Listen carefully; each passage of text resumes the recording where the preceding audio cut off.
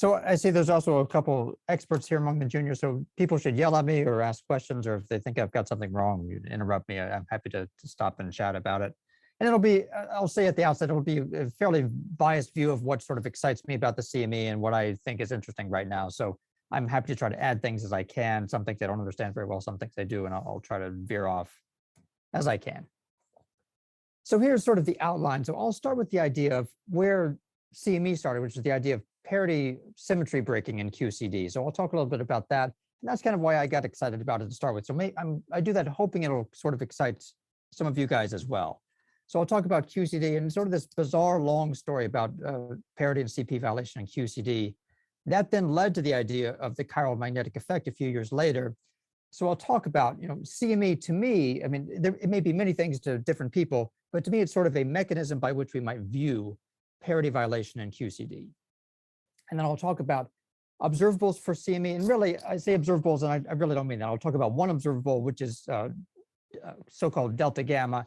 There are other ones, and people have different views on them. My view is they get different nuances, but they're all sort of basically similar. But I'll talk about them, and people get interrupted, and we can discuss. I'll talk about the original star measurements, and what we measured there, and why their backgrounds were sort of so insidious at that time, and why they're still kind of insidious today. And that, then we played around for a few years with a lot of different directions, and sort of those backgrounds stayed with us. And then we got to the Isobar Run, and those backgrounds are beating down, and they're sort of still with us after the Isobar Run. So I'll kind of give a view of where I think we are now. And again, people should interrupt me as I go along. So I'll start with the idea of parity symmetry. That if I start with two isolated systems and they start as mirror images of each other, then if physical law respects parity symmetry, then they should stay mirror images of each other forever. And of course, in quantum mechanics, what we mean is the expectations values should stay mirror images, or should stay parity transforms of one another. But the idea is, if I start with this spinning cobalt nucleus, so it's spinning, sort of this way with my right hand. I can't get my hand around in the right direction to do it. Spinning sort of, I guess it's spinning in the left-hand sense, you might say. So it's spinning around this way. The mirror image of that would be, well, I just flip it over. So in the mirror, I see something spinning the other direction. So to create a mirror image of this in the real universe, I would just flip it over, right? So what this sort of profound finding in 1957 was that parity symmetry is not respected, at least by the weak interaction, right? The fact that these spinning cobalt nuclei dominantly emit their electrons downward when they're spinning in this particular direction. If I had the mirror image if I created the mirror image of this in a real system, I'd just be flipping it over, and then those things would be coming out upwards. And that's not the mirror image of this system, right? So I start with just two mirror images, the spinning cobalt nucleus and its mirror image by flipping it over. So I start with two systems that are mirror images of each other, and they evolve into things that are not mirror images of each other. So physical law does not respect parity symmetry. That was shocking, and that's still kind of shocking. I love that. So, and if you look up in your particle physics textbook, well, why is that? They'll tell you it's built right into the weak interaction Lagrangian, which it's been a while since the field theory days for me. But they'll point out this term right here, where you've got gamma mu they'll say is a vector, but gamma mu times gamma 5 is a pseudo vector. So that there's 1 minus gamma 5. That's where all the action is, right there. You're adding a vector to a pseudo vector, and so you're right there in the weak interaction Lagrangian. There's trouble. That parity symmetry violation is built into it. And if you read further, depending on the textbook you read, you'll see that, well, it's built into the weak interaction Lagrangian. This is just the charge current part of the weak interaction Lagrangian. So it's built right in there and into the way the physical laws work. But okay, it's not built into the electromagnetic interaction. It's not built into the strong interaction, right? Well, at least with the strong interaction, that's like a whole slew of further stuff we should talk about. And I'm very murky on the theory here, but I'm kind of going to put a bunch of ideas out there. Hope you'll be excited by them and read more by the people that really know. So I just rearranged this slide. It's kind of a mess, but I'll talk you through it. So let's talk about the Q. I should probably call this slide parity violation in QC. So the QC to Lagrangian over here on the top right has a maximum. You'll see this has a maximum global chiral symmetry. So if I write it in this way, the quark field. So this quark field I should think of it as as a 1x3 column matrix. So it's got up, down, and strange core. So there are the three flavors we'll talk about. And in the limits, they are light, right? If I can ignore their masses, then they appear basically here in the QC Lagrangian. And if I transform up into down or down into strange or any of them into linear combinations of each other, I get exactly the same Lagrangian back if I ignore the mass terms. So that's what we mean by chiral symmetry. And that's true. I can separate this Lagrangian, and I'm murky on this stuff, but I can separate this Lagrangian into a left-handed part and a right-handed part. So I can play with only the left-handed parts. I can transform them to each other. I still get the same Lagrangian. I can do that with the right-handed part, still get the same Lagrangian. I can add a global phase to left-handed right part and right-handed part together, or I can add separately to left-handed part and right-handed part. I always end up with exactly the same Lagrangian. So those are symmetries of the QC Lagrangian. But that's inconsistent, we'll read, with what's observed in the hadronic spectrum. And you say, well, Evan, what do you mean by inconsistent? What's inconsistent? And I have to admit, I'm not quite sure anymore. I took this slide from years ago. I think what's inconsistent is that the pseudoscalar mesons are so different than the scalar mesons in mass. So there's such a difference there. And that leads people to think that the vacuum spoils this. So it's a symmetry of the Lagrangian, but not the vacuum state somehow. And that's, I know I'm just sort of throwing out jargon, but that's kind of wonderful. Like so the weak interaction was kind of understandable. Right there in the interaction, the parity symmetry was broken. Here, here I've got a symmetry that's broken by the vacuum, right? Not by the way the Lagrangian works. So it's inconsistent with the hadronic spectrum, leading people to think that there's this thing called the chiral condensate, right? That mixes right-handed and left-handed quarks. Okay, so maybe that solves that problem. And you'll read that this, the chiral condensate is responsible for all kinds of things. This chiral symmetry breaking is a lot of what we want to see in heavy ion collisions, or the relaxing of chiral symmetry breaking. So, all right, let's go on a little further then. So those chiral symmetries are broken by the vacuum. So you expect that when symmetries are broken spontaneously by a vacuum, that you get these things called Goldstone bosons. Right? And I know it sounds very jargonistic, but it's kind of all lovely stuff. So you expect these Goldstone bosons, and basically, if you've got two SU3 symmetries and two U1 symmetries, so two global phases, and then two independent mixing of up, down, and strange, you're breaking 9 symmetries spontaneously. So you should get 9 Goldstone bosons. And okay, you get these light pseudoscalar mesons, sort of, right? You get the pions, they're light. You get the kaons, they're fairly light. The etas, sort of lightish like the kaons. And then there's the eta prime, and it's so much heavier, right? It's like a proton. So why? You don't get 9, you get 8. And really, it's all kind of approximate because the chiral symmetry is explicitly broken by small mass terms for all of them. So nothing's exactly massless, but you get a lot of very light bosons. So why is the eta prime so heavy? So you only get 8 almost Goldstone bosons. Why not the eta prime? And now it gets more and more complicated, but it's sort of all wonderful stuff. So the answer is, well, this UA1, the global phase that you could add differently to the left-handed, right-handed, was never a symmetry. It looks like a symmetry when you write down the classical Lagrangian, but it was never a symmetry at the quantum level. Well, I don't know, what does that mean? Well, if you go again to your quantum field theory textbooks, they'll draw these sort of triangle diagrams, and they'll say, well, we'll call this the chiral anomaly, and somehow that breaks at a quantum level the symmetry. So you don't get 9 Goldstone bosons because the 9th one was never a symmetry to start with at the quantum level. That's great. It's sort of wonderful stuff about the vacuum. It's so complicated. So because of the chiral anomaly and one more step. So the chiral anomaly has to be there to give you the heavy eta prime. And originally thought, well, that doesn't damage any part of the QCD theory. But then was realized it does. Due to some properties of the QCD vacuum, that adds effectively an extra term to the QCD Lagrangian that we can write as an electromagnetic field, a chromomagnetic electric field and a dot product with a chromomagnetic field. And that's a CP and parity odd term. So after all this mess, it's one step after another, and they're all quite complicated. The general theory is that, 2 slides ago, we said, well, parity symmetry is built in to the weak interaction, but it's not there in the strong interaction. No, that's apparently not right. It should be there in the strong interaction. If you ask the highfalutin theorists, they'll tell you it ought to be there. Why is it not there? That's the so-called strong CP problem. And maybe the axion solves that. So this is related to all kinds of things there. So, to me, the summary of the last few slides is there's all these wonderful steps about how QCD is so complicated and the vacuum does all these marvelous things. The upshot is there ought to be CP violation of the strong interaction. And why isn't there? That's the strong CP problem. And that's sort of wonderful. So QCD ought to contain parity violation. How do we know it does not? When we say it does not in your textbook, why do we think it's not? Because experimentally it doesn't seem to, because the neutron dipole moment, which should contain contributions from QCD, is about 13 orders of magnitude less than it would sort of nominally be if you just drew out a picture of, you've got charges separated by 10 to the minus 13 centimeters, and they're all like 1 electron's worth of charge. You'd get that size dipole moment, but you get one that's at least 13 orders of magnitude less. And the only way to explain that is somehow it's forbidden, right?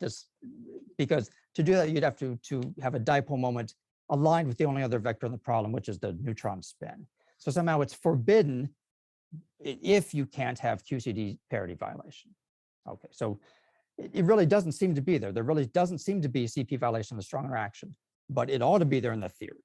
So that's kind of the entry point. So let me pause to think about it. I know we said a lot of jargon, and if you press me, I can't explain it very far, except it's just wonderful. All these complicated steps in this, it's wonderful.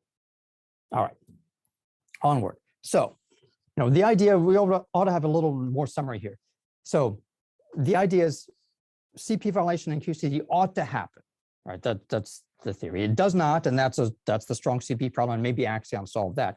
Now we take another little detour, and this was sort of the start of what became the CME, or the chiral magnetic effect. First, it was the idea that even if, as it seems, CP violation does not happen in QCD, it might happen in heavy ion collisions. There might be these local regions of excited vacuum that even if the vacuum gives you a state that conserves parity and CP symmetries, usually, you might, in a heavy ion collision, you might jump over to another vacuum state. So these are very different vacuum states. You can't just incrementally go from one to another, but you might get enough of an excited vacuum that you jump over this. And this field configuration is called a sphaleron or an instanton.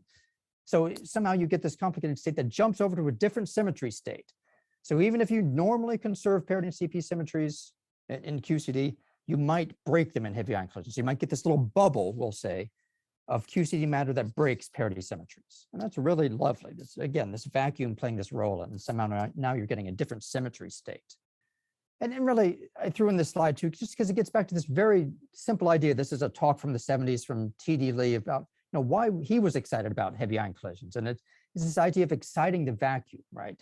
So, at sufficiently high energy, after all the collision, after all the baryon numbers are gone, you're free of baryons and you've got just a high energy density physical vacuum. And you're seeing the role that the vacuum plays in things. And that's, we're all sort of excited about that in heavy ion collisions, but it's playing a specific role here in this idea of local parity violation.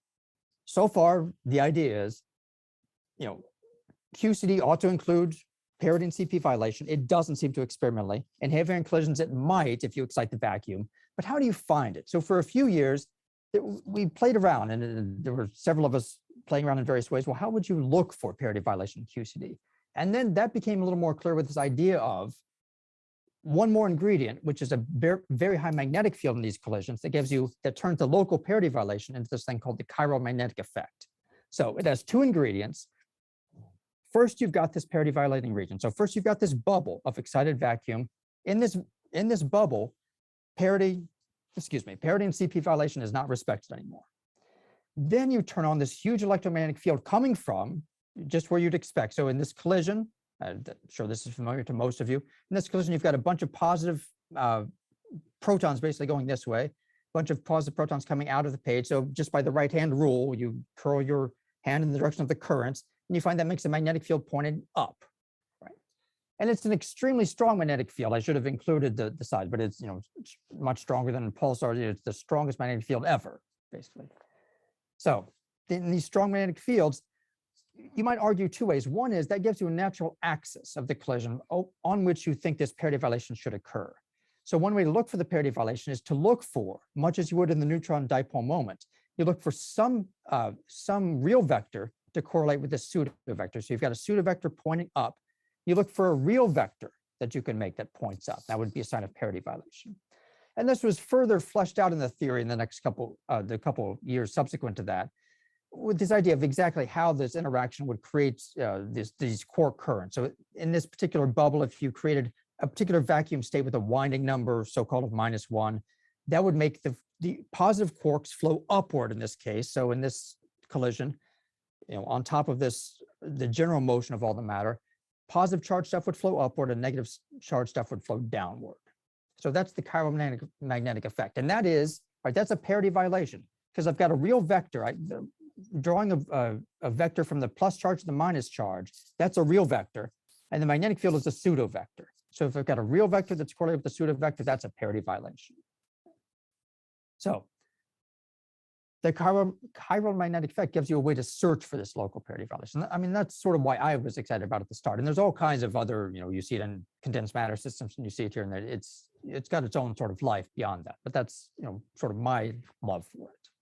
So chiral magnetic effect, separation of charge along the magnetic field, positive charge goes upward, negative charge goes downward, because there's this parity violating bubble and the large magnetic field. But it's a little more complicated than that, again, as many of you probably know. So the prediction, as I said on the last page, we want to search for experimentally is charge separation along the magnetic field vector. So we've got a collision, magnetic field vector points upward, positive charge goes up, negative charge goes down, but that depended on the particular vacuum we created in that collision. So if we create a certain kind of vacuum state with this winding number -1, as we had on the last page, then positive charge goes up and negative charge goes down. But in the next collision, maybe we don't get that. Maybe we get a +1 of the winding number. Then negative charge goes up and positive charge goes down. Oh, that's a lot harder. And we're going to call that local parity violation. So as parity violation, you might, people have used the term parity fluctuations, right? You see a little bit of a certain handedness in one event, but you get the opposite handedness in the next event. So you're looking for this thing that changes sign, if positive's up, then it's next event it's down, then it's up again, then it's up again, then it's down. So you've got to look for that. And that's harder, right? If you were just looking for always positive charge goes up in the same direction as the magnetic field, that's relatively easy. If you're looking for sometimes it go up, sometimes it go down, well, then you're really starting with the baseline. Well, how much more than average does it go up in one event? How much more than average does it go down the next event? That's a lot harder. You're looking for a fluctuation state. So this is more or less what I just said, but I'll try to say a little more clearly here. So how do you look for CME, the chiral magnetic effect? So again, if you always had E dot B positive, right? If you always had the positive charges going more or less in the direction of the magnetic field, then that's pretty easy to look for with sort of normal flow techniques. So if I, first, of course, I've got to find the reaction plane. I think that's probably familiar to most, but I'm finding the symmetry plane of the collision. I basically look at the Fourier decomposition and look for where most of the particles are emitted azimutally. So I find, experimentally due to elliptic flow, most of them come out along the impact parameter and opposite the impact parameter. So that defines my reaction plane. Then I can decompose this thing and look at my various flow terms. There's my elliptic flow there, and that's what we just talked about. So I find from this almond-shaped region, due to the pressure gradients, more particles come out this way due to the higher pressure gradients, and that way due to the pressure gradients, then come out up and down. So generally I get to see more particles here, more particles there. That's my V2 term. If I had always a CME term where positive charges went up, then I'd also see a sine term creeping in here, right? So sine would be, if I assume my angle is 0 along this axis, then sine would be positive here or negative here. So for positive charges, I might always see a positive A coefficient. And for negative charges, I might always see a negative A coefficient. So that would be relatively easy. In every event, I could add up the statistics. I'd always see a positive A plus, a negative A minus. Then I'd see this global, you might say, parity violation. It'd be wonderful, but that would be the same thing as the electric dipole moment of the neutron, which we sort of know experimentally does not exist, at least at the level we need it here. So I'm not expecting to see that. So what I look for instead is really the correlation of those two. I look for the expectation value of A plus times A plus. So I look for basically when one positive particle goes up in an event, am I more likely to see the other positive particles also go up? So I'm looking for correlations between particles, and that's harder. The observable that was proposed by Sergei Voloshin. It's really, it's kind of become the go-to observable. I think it more or less is still equivalent to most other things. So it has some nice properties about it. So we call this gamma originally. So gamma formally is just the event average of, take the azimuthal angle. So you go pairwise. So over each pair in an event, you take the azimuthal angle of the first particle, azimuthal angle of the second particle, add them together, and then you average that over the event. And it's assumed here that all these fives are measured with respect to the reaction plane. So first you have to find the reaction plane. And you might worry about how you do that exactly, and that can cause its own problems. But here we're assuming we find the reaction plane right. Then roughly speaking, what does gamma measure? So let's say that we have same sign pairs. So for same sign pairs, what would we expect from the CME? So for same sign pairs, the CME would say that when one positive particle goes up, I would see another one go up as well. So I want to see this kind of signal right here. So again, if this is my reaction plane off here to the x equals 0, when one positive particle goes up, I expect the other one to as well. So what I don't expect from the CME for same sign particles is that when one goes up, I'm more likely to see the other go down. So I expect not to see this, but to see this. Well, so this gamma would then give me a negative contribution. So you can work out the cosine of this. So cosine of, I'd have 90 degrees for the first one, 90 degrees for the second one. So I'd have cosine of 180, which would be -1. This would give me a negative contribution. So the CME for same sign particles would give me a negative contribution to gamma. All right, so that's what I write down here. So my expectation for the CME is for same sign particles, I get a negative contribution. For opposite sign, well, I expect just the opposite. I expect when one positive particle goes up, then a negative particle, his opposite sign partner, goes down. So I expect to see this guy, which contributes positively to this sign. So for him, for gamma for opposite sign particles will be positive for the CME. So originally we looked at these separately. We looked at the same sign gamma signal. We expected negative for the CME. For the opposite sign gamma signal, we expected positive for the CME. And it's become more sort of thought better in some ways to just look at the difference between those two. So often we use the term delta gamma, and that just means we take the opposite sign signal minus the same sign signal, while opposite sign's positive, same sign signal is negative. So that overall thing would be positive. So that's the observable. That's what we expect. Well, you might say, and all the action comes out of plane here. So, for the CME, I'm only talking about this compared to this. Why do I bother with this stuff at all? It's in my observable. Why? Why do I want that? Well, because a lot of stuff happened, a lot of backgrounds, resonances, for example, happen both out of plane and in plane. So you're trying to basically give a baseline. Here's all the action that I want, but I'm going to subtract away all the stuff that happens, equally in plane and out of plane. So this gamma is basically looking at the action here and then subtracting this stuff off as a baseline. At least that's how I would characterize it. So there's my observable. So, sort of bullet points so far. So the chiral magnetic effect gives me a way to look for this local parity violation. This observable gamma, I expect to be positive for opposite sign, negative for same sign. And this delta gamma, which I construct out of that, which we'll often talk about, we expect it to be positive for the CME. Well, so that's great. The observable is definitely sensitive to what I want to see, but it's also sensitive to background. And this is the one that really is still with us today. We're still fighting this. So you can see that if I've got a resonance decay, so if we've got a rho decaying to pi plus pi minus, well, then I'm looking at, assuming the rho is, assuming the rho basically leads to sort of small opening angle between the two pions, then I'm looking at this diagram here and this diagram here. All right, so I see this one contributes to delta gamma with a positive sign, this one contributes with a negative sign. So if resonance decays to plus minus, and that resonance has positive V2, so more of this than of this, then that shows up positively in gamma OS, gamma opposite sign. And so it contributes positively to delta gamma.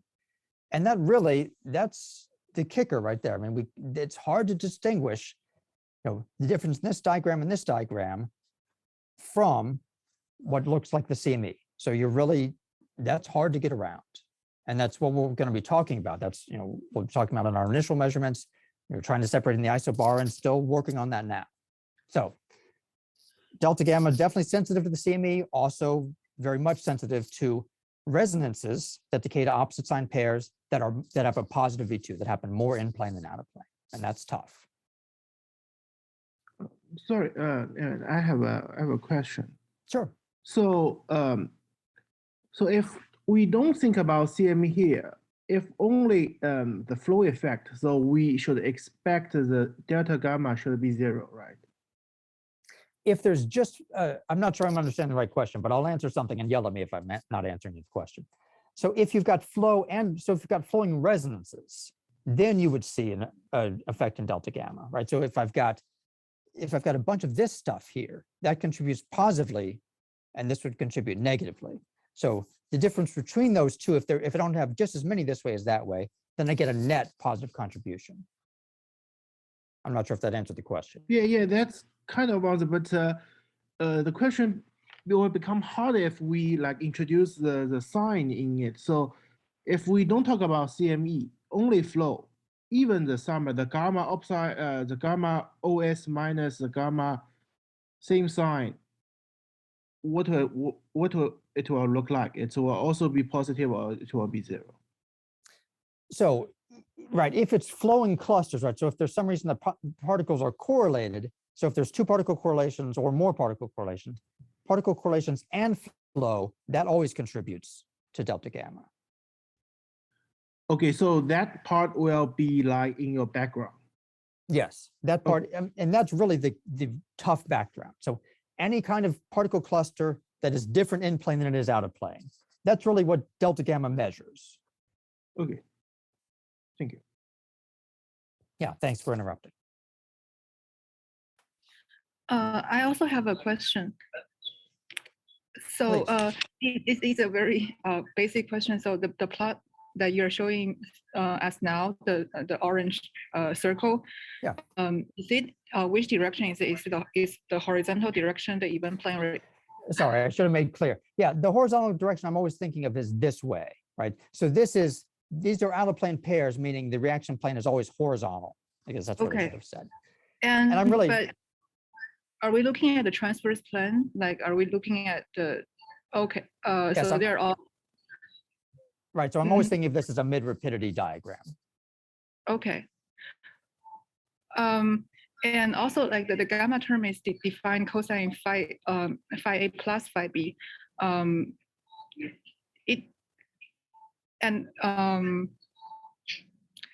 It's kind of it's kind of different from calculating the 2 particle correlation, right? Like is it because it looks similar, like calculating. My first impression will be it looks like it calculates the correlation between A and B, but then usually it's phi A minus phi B. But this is different from that, right?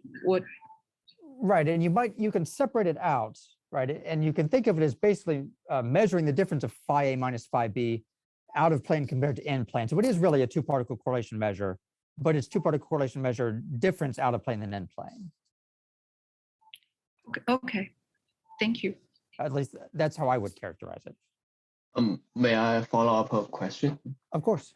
For this picture, and the big brackets, is this the same formula for the delta gamma, or it's a little bit different? So this is just gamma, right? So then if I wanted delta gamma, I do all of this for opposite sign, and then I have one more minus sign, and then all of that for same sign. Oh, okay. So this this picture is just the gamma. Okay. Yes, this is just gamma itself, right? Thanks for clarifying. Okay. Okay. Thank you. And you might, I mean, I sort of think of, again, all the action for CME is you want to tell the difference between this and how it's different for same sign and opposite sign. And then whatever goes on in plane is just something of a baseline. All right. So here are the first star results. So this is circa 2009, 2010. And there we were, in this one we plotted separately gamma opposite sign and gamma same sign. Later on in plots we show, we'll be just taking the difference of these. So we'll be looking instead at the gap between these. So we saw, we could characterize it as saying it had many of the features that we might expect from the chiral magnetic effect. Gamma OS was indeed slightly positive, although very slightly positive. gamma same sign was negative, the delta gamma was positive.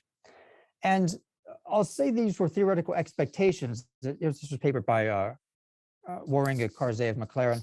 But these weren't expectations. These were sort of done with knowledge of what we were seeing experimentally. So we shouldn't say that they were really calculations of what we should expect.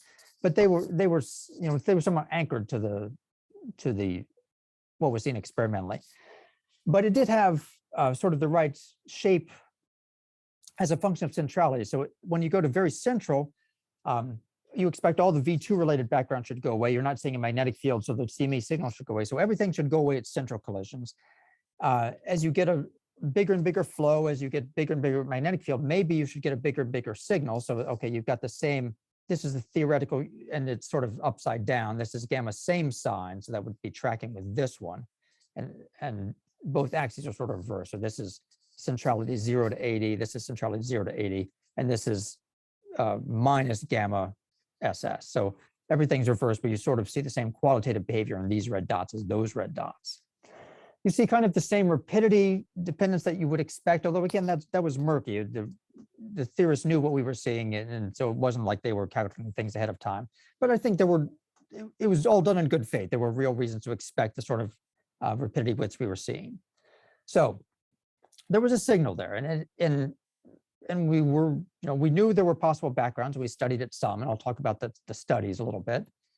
So we knew that two particle backgrounds with respect to the reaction plane were problematic. So that's one of the things we studied. So this was in the original paper. Again, this is gamma opposite sign as the blue line, gamma same sign as the red line. And this was just two particle correlations with respect to the reaction plane. So these were in models where we assumed the reaction plane was found correctly. We were not worried about problems finding the reaction plane, which is their own kind of backgrounds. We found that QMD predicted something very different. So QMD gave the red dots for gamma same sign, the blue dots for gamma opposite sign, almost the same prediction for both, and very different from what was seen in the experiment. MEVSIM, which was basically just a sort of our own dummy simulator written by Ron Longanker and Lanny Ray, which was to put all the experimental results into some big particle generator. And so they knew how many resonances were seen, and they calibrated to that, and they saw a difference between gamma opposite sign and same sign. So they would see a big delta gamma, the difference between these 2 points, but not as big as we see in data, maybe 1/3 of the size, and differences for the individual OS and same sign. But I mean, clearly that's an issue, right? We were aware that's an issue. There were also, as a background that I won't talk about much beyond this slide, another problem is just direct 3-particle cluster. So if you don't find the right reaction plane, so to speak, because you've got jets screwing things up. So if you've got direct 3-particle correlations, that factors directly into this observable delta gamma. Or said another way, you measure gamma by doing cosine 1 particle plus cosine plus a different particle minus some reference, which is made up of other particles. Well, if you've got direct particle correlations between A, B, and C, or alpha, beta, and C, then that factors into delta gamma as well. This background is easier maybe to get rid of because it has some different characteristics, but it is there. And so we studied that by studying Haijing, and you see that Haijing reproduced the opposite sign delta gamma results very closely, right? It doesn't get the same sign ones at all, but it's clearly that's a big background, and it's clearly gets much worse as you go to more peripheral collisions. And I'm going to kind of ignore that background from here on, and that's part of the CME story, but it's not going to be part of mine for the rest of the talk. So that was sort of our state. When we published the paper, we knew backgrounds were possible. We couldn't see any real evidence that they were the size of explaining the signal. And then this ball was sort of back in the theorist's court. So here there were several papers written about this, including some by people in STAR as well, about, well, maybe, we're underestimating the flowing cluster background in various ways. And sort of, I'd say these were the main 3 papers that, really dove into it, but there were many, and these were sort of, many at sort of the same level. And what they found was a very complicated plot, but basically here are the STAR results. Now this is delta gamma, so not separately, but this is gamma OS minus gamma same sign. STAR results are here in black. And various contributions, this is actually a plot from this top paper here from Schlichting and Pratt. And they found that with their assumptions, which were calibrated from some of their measurements of the charge balance function, they could, invoking local charge conservation as well as other things, largely reproduce the star results. And that's, in my mind, that's somewhat tricky, right? Because when you measure the charge balance function, anything that contributes to delta gamma is in there in principle. So if you've got CME, well, that's part of the charge balance function. So it becomes difficult to calibrate that independently. So it's great work, and it was great to study, but I don't think that proves that the original signal was not there. I mean, it's in some ways a circular argument, I would say.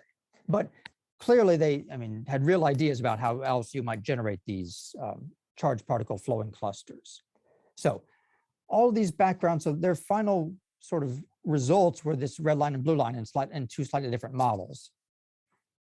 But they could largely generate the same size of signal in ways that they thought were reasonable as what we were seeing in STAR. So it really became clear that, I mean, it just is hard to disentangle those. So for the next, let's say, 8 years or so until the Isobar Run, there was progress made in various ways. So there were results from Elise and various places at the LHC. And the initial signal was similar there, although now it's been explained away in various ways. We studied the lower energy in STAR at RIC and found that the delta gamma signal went away at lower energies, as you might expect if you need this basically a QGB created. New observables were created to study it, the R correlator. There was event plane engineering. There was ideas to study the signal versus invariant mass, and there was a lot more theory work along the way. And I'd say all those were incremental steps, but they sort of left, in my mind, with the same picture after those 6 years, and that there's a significant delta gamma signal, as statistically very significant, but at least a big fraction of it was likely caused from background sources. So we were underestimating. I think it's clear in our original model estimates how much background there was. So, was it a half? Was it 2/3? Was it more? That was unknown, right? So it's definitely a large portion of what we were thinking of as possible CME signal was background. I think, different of these studies contributed to that idea. So now we know a lot of it's background, and that's going into the idea of the Isobar Run. All right, so I'll pick up the story of the Isobar Run. So again, the the jet-related background is a background, but that's something you can kind of disentangle because it has various different properties you can beat on. But this one that's from flowing clusters is really hard. It's just built right into, it's basically indistinguishable from CME as far as I'm concerned. So the chiromagnetic effect depends on the magnetic field, basically squared. It comes in twice.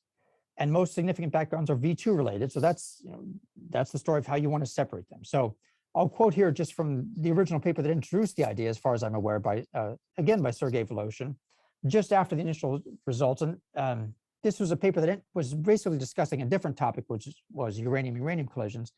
But he also suggested they're looking at isobar. So the idea is basically this.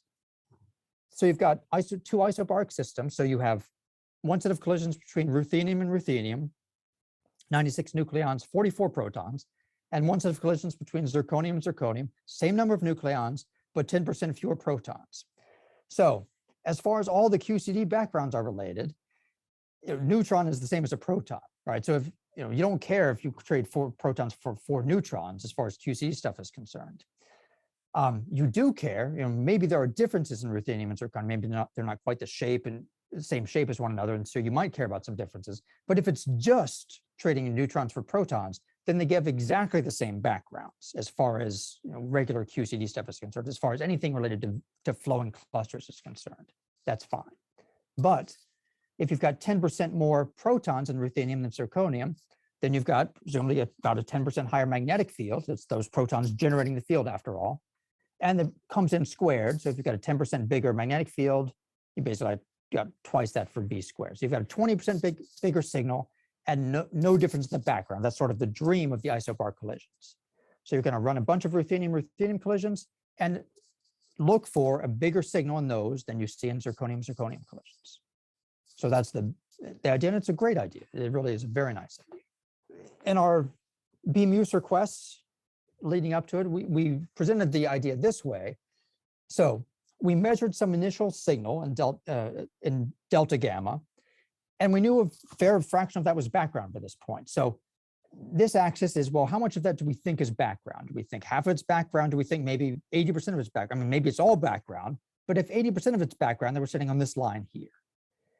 And then the two different curves are for two different versions of the calculation. So if we just look at one version of the curve, we see that the significance is here.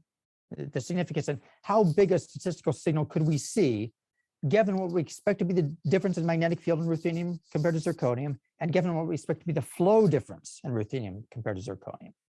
And what we presented was, well, if we see an 80%, if 80% of what we're seeing as delta gamma signal is really caused by flow-related backgrounds, then we'll still see a 5 sigma statistical signal, assuming we can handle the systematics.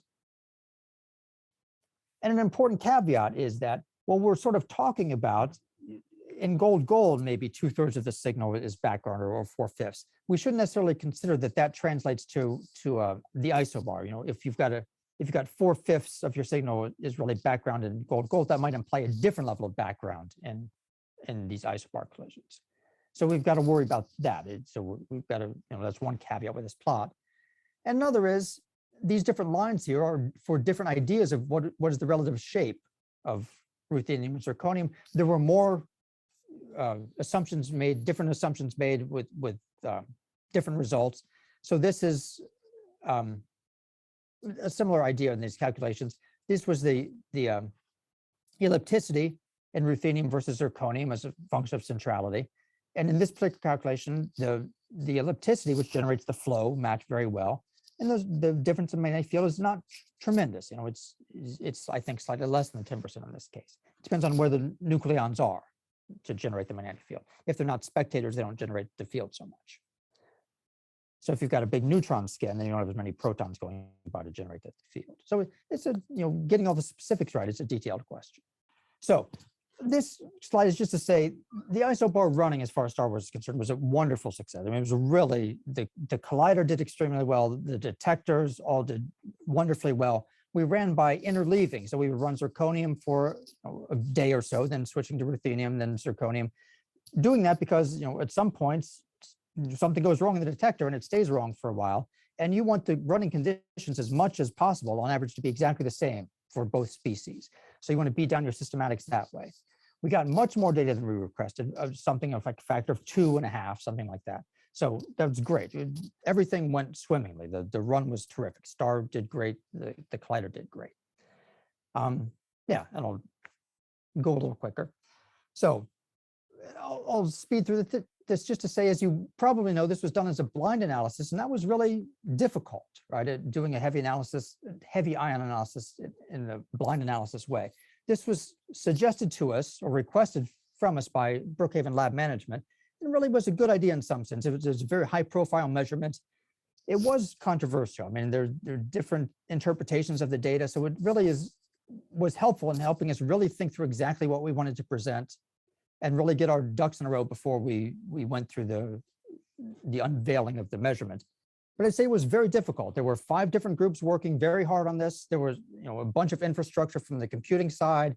There were sort of people trying to manage to make sure all the 5 different groups were talking to each other. It was a big production as far as Star was concerned. So it took quite a while. It took, I don't know, 2.5 years, something like that. And so it was a tremendous effort by a lot of people. Okay, it was great. So what did we find? So it's a busy slide, so let me walk you through a little bit. And this is stolen from Jamie Dunlop's plot that he presented when we unveiled the results. So what we were looking for was, remember, ruthenium is the one with more protons. So we were looking for a bigger delta gamma signal. So this delta gamma 112 is just our usual delta gamma. We were looking here for a bigger delta gamma signal in ruthenium compared to what we see in zirconium. And when we know the shapes are a little bit different, so the V2s might be a little different, so we normalize by the V2s. So it's not just delta gamma ruthenium divided by delta gamma zirconium, it's delta gamma normalized by V2 to get rid of, to normalize out some of the background. So we expect it to be bigger in ruthenium. So we expect the ratio of ruthenium over zirconium to be greater than 1. And here's what we see as a function of centrality. So we see that in fact, it's less than 1, which is quite surprising in some ways. So it's significantly less than 1 by a few percent and with a good statistical significance.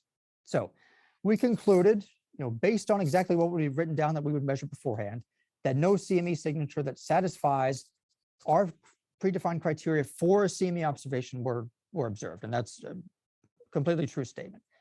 But there's a big caveat there, and I mean, I think in some ways we did our, I'll just say I think we made a bit of an error, and there was mine as much as anyone's, as I was one of the people sort of helping groups communicate with each other. And that there's one other way that we should have scaled the data that would be a bit more of an honest presentation, at least in my opinion. And I'll talk about that here. I shouldn't say honest presentation. I should say give a bit more accurate a picture of things. So this, again, is that same ratio that we saw before. So this is the ratio of delta gamma divided by V2 in ruthenium divided by zirconium. And there's a bunch of different flavors of that presented these blue points. So the ratio is always less than 1, surprising. But there's an important caveat, and that's that these two species had more, we expected the multiplicity would be a little different. I'd say they were more different than we expected. And there's a sort of trivial scaling for multiplicity that we did not take care of, that, I mean, frankly, we should have taken care of. So if your background comes from flowing clusters, and if those clusters have a multiplicity that scales exactly with multiplicity of the overall collision, so, in ruthenium compared to zirconium, if you have 10% more particles, if you also have clusters, 10% more, and if the characters of the clusters don't change, so if the PT distribution stay roughly the same, then you expect that delta gamma will get smaller and higher multiplicities just because you've got a more dilution of counting. So the fact that you have a higher multiplicity in ruthenium by itself drives the delta gamma down by a few percent. So if you want to take account of that, it should not be just delta gamma divided by V2, you should also take care of multiplicity. Or put a different way, instead of saying ruthenium should be bigger than zirconium, you should say, well, it should be bigger, the ratio of ruthenium to zirconium should be bigger than the ratio of their multiplicities. So that would be using this as a baseline. Instead of comparing the ratio to 1, you would compare it to the ratio of the multiplicities. So then you see that, in fact, the black points are slightly above this baseline. And I think that's a more fair way to have presented the data. I would have, we did present it in the paper as sort of as a, that was not part of what we said we would do. So we've got to be very careful about what we say. I think it's a better baseline than presenting 1 as the baseline, but it's still, I mean, we don't know this baseline very well because there are a lot of caveats in this baseline as well. So if we look at that as the baseline, we'd say, okay, yeah, we see a signal of a couple sigma, but we've got to worry about that baseline too. So we would have been very loath to have tried to claim a signal based on that either.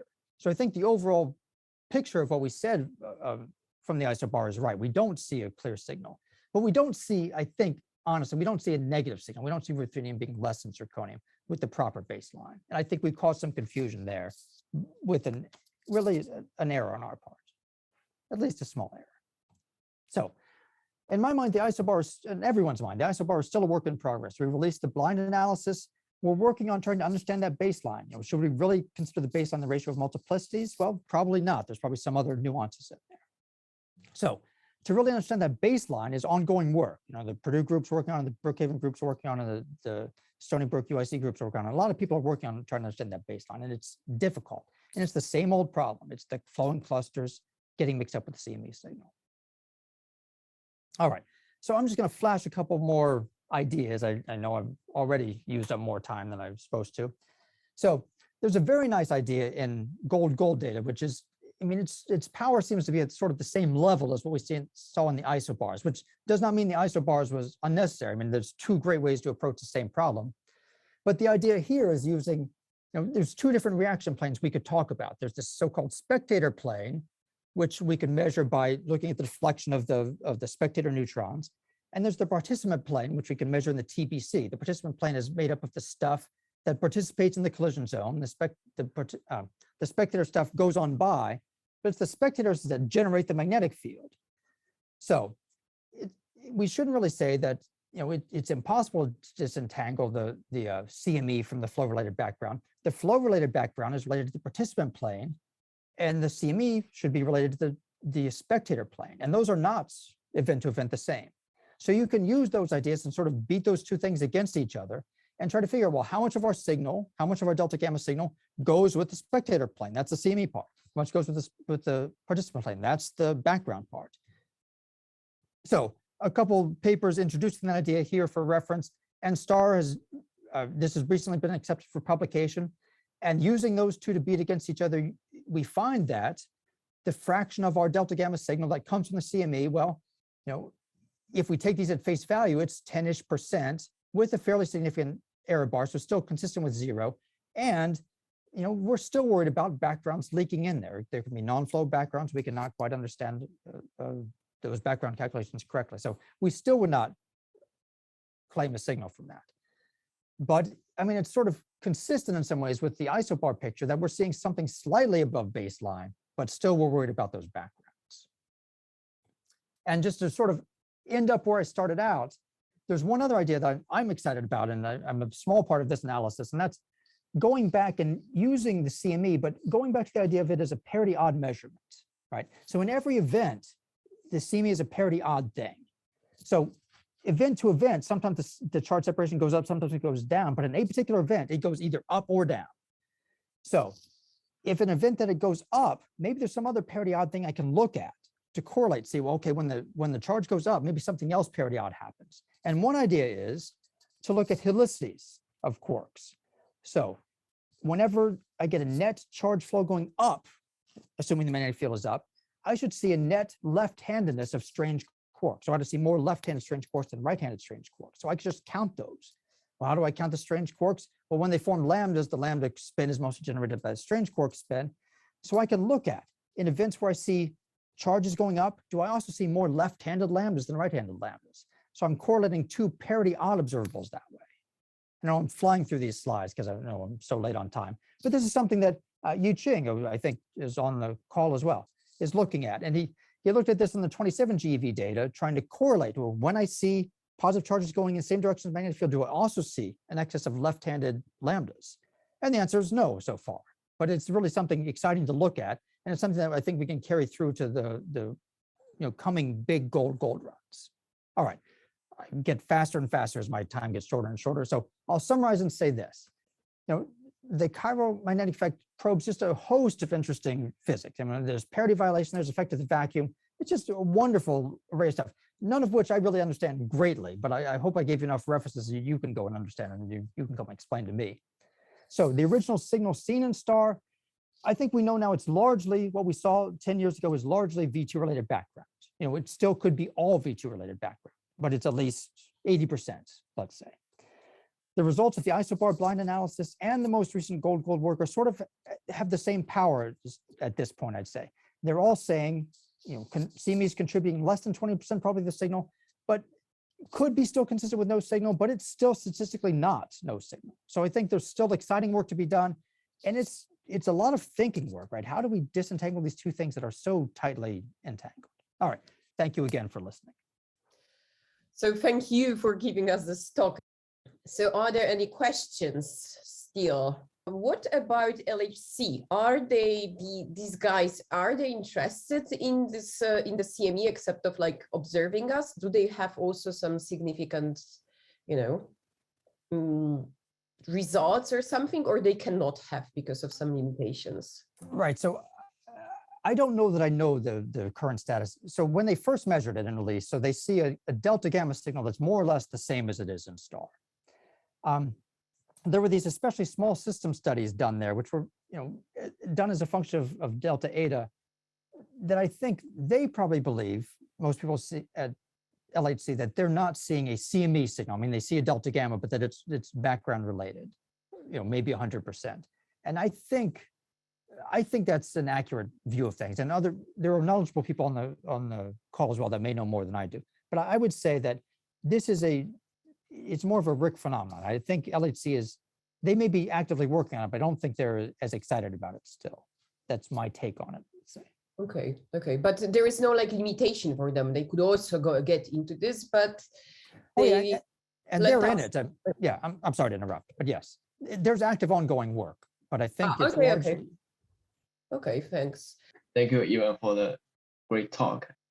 It says the separation is expected to change sign event by event. If I understand correctly, does this suggest that this charge separation for one event, as the next event would know what happened before and change the sign. This is kind of hard for me to understand why the separation is changed by event basis.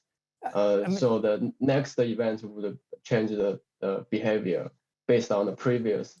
No, sorry, I said that poorly. So I should say each event is random, right? So each event has no idea what the last one did, but could as with 50% probability be up or down. That's what I should have said. Oh, okay. That way, yeah.